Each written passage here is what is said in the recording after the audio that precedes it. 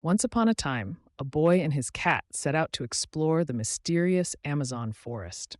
The trees towered above them, the air was thick with humidity, and the sounds of animals could be heard all around.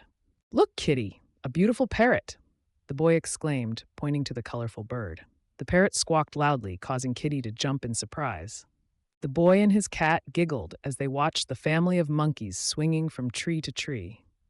Kitty tried to mimic their movements, jumping and climbing around. They stumbled upon a breathtaking waterfall, the water cascading down into a crystal clear pool below.